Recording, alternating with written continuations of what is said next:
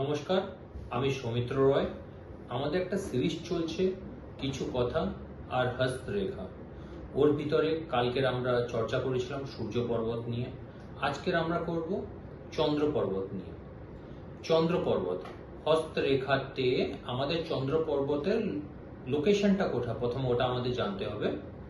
তো আমি এই হচ্ছে আমাদের হাত, এটা হচ্ছে কনিষ্ঠ আঙ্গুল, এর নিচে আমাদের বুধ পর্বত হয়, আর তার নিচে দ্বিতীয় মঙ্গল, আর তারপরে এই যে পজিশনটা আপনারা দেখছেন এটা হচ্ছে চন্দ্র পর্বত। চন্দ্র পর্বতে 3 পার্ট থাকে। সবচেয়ে উপরের যে পার্টটা থাকে ওটা ডিসাইড করে কি আমাদের যে মন হচ্ছে, মনে আর্টিস্টিক ভাব আছে নাকি, সাহিত্যের দিকে আমাদের টান আছে নাকি, আমাদের যে পোয়েট্রি হয়, এইসব ব্যাপার।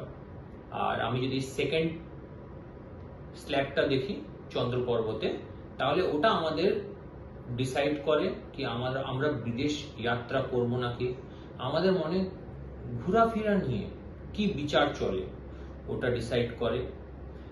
আর যদি আমি লাস্ট এটা দেখি, পার্টটা দেখি, একদম নিচের পার্টটা, এইটা, ওটা আমাদের ডিসাইড কি করছে, ওটা আমাদের ডিসাইড করছে কি আমাদের সঙ্গতি, মানে আমরা যাদের সঙ্গে উঠা বসা করি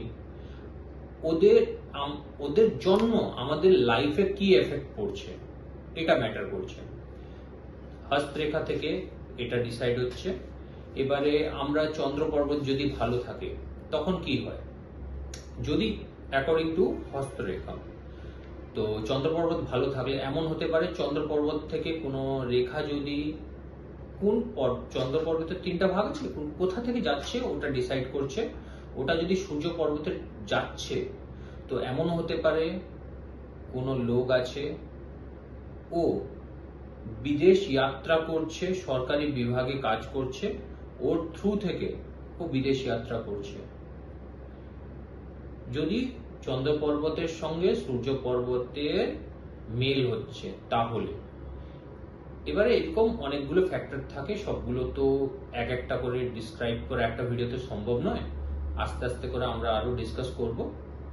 তো যদি আমি নিউমেরোলজি দেখি, ওখানে কি বলছে, ওখানে বলছে যদি আপনার ডেট অফ বার্থ যে হচ্ছে, যে মান্থে আপনি জন্ম নিয়েছেন ওর সাম যে হচ্ছে দিনের, যদি 2 আসছে, মেনা আপনার 2 তারিখ আছে, আপনার 11 তারিখ আছে, আপনার 20 তারিখ আছে, তাহলে এগুলোকে যদি আমি অ্যাড করি তাহলে আমার কত আসছে, আসছে 2। তাহলে যদি আপনার 2 আসছে তাহলে আপনি রুল হচ্ছেন চন্দ্র থেকে। চন্দ্র থেকে যখন আপনি রুল হচ্ছেন, চন্দ্র হচ্ছে মনের কারক, যেমন আপনাকে হস্তরেখাতে বললাম, সিমিলার জিনিস নিউমেরোলজিতেও হচ্ছে। এবারে নিউমেরোলজি কি বলছে, সিঙ্গেল প্ল্যানেট যে কোনো, চাই হস্তরেখা হোক নিউমেরোলজি হোক, সিঙ্গেল প্ল্যানেট কোনোদিন তো এফেক্ট দিচ্ছে না, ওর সঙ্গে যে সাপোর্টিং প্ল্যানেট আছে, আদার্স প্ল্যানেট আছে, ওর এফেক্টটা আপনার বার্থ চার্টের উপরে কেমন আসছে ওগুলো ম্যাটার করছে।